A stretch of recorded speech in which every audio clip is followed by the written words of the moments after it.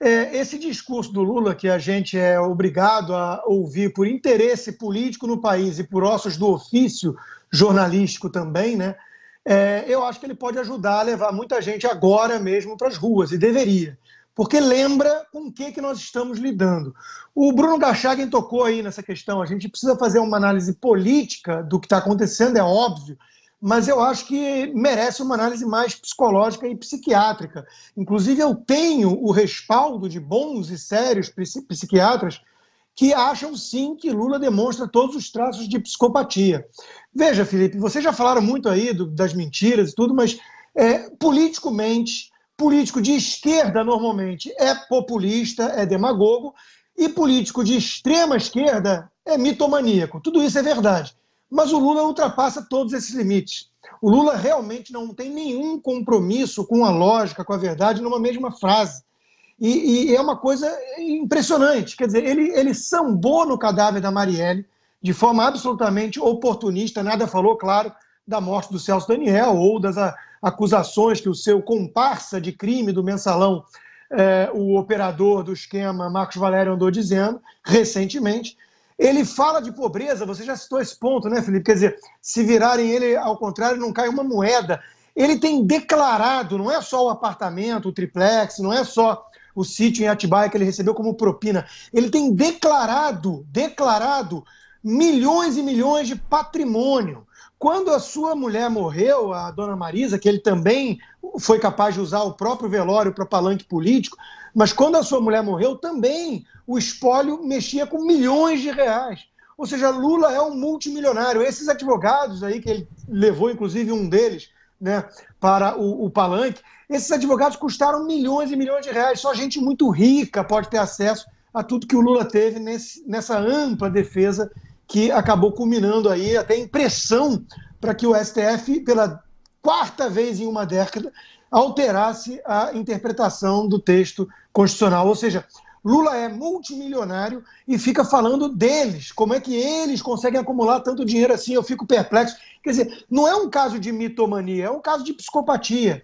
Além disso, ô Felipe, uma coisa interessante ele falar também da preguiça do presidente Bolsonaro, que se aposentou cedo. Uma vez mais, Lula se aposentou aos 43 anos, foi aos 48, mas retroativo a 43 anos de idade, como um anistiado político. Lula, que nunca trabalhou, foi metalúrgico no comecinho da vida, depois de um acidente onde perdeu o dedo mindinho, acabou.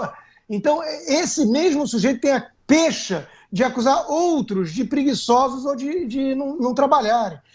Outra coisa interessante que eu peguei também do discurso, né? Ele falar, agradecendo ali a solidariedade do PSOL e do Partido Comunista. Exato. Numa mesma frase, ele derruba duas falácias que boa parte da imprensa gosta de repetir, que o PSOL é oposição ao PT e não linha auxiliar, como todos nós sabemos ser o caso, e que não existe mais comunismo no Brasil. Falam, esquece, vocês estão presos na época da Guerra Fria. Vai lá o ex-presidente e agradece ao PSOL e ao Partido Comunista pela solidariedade, ao apoio que deram a esse marginal. Por fim, tem a questão também do Chile.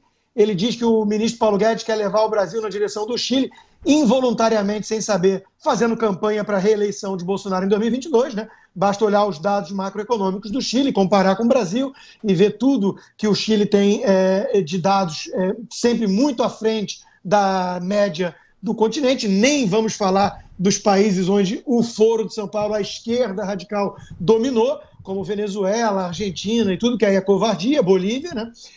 E depois vai lá também e incita a violência.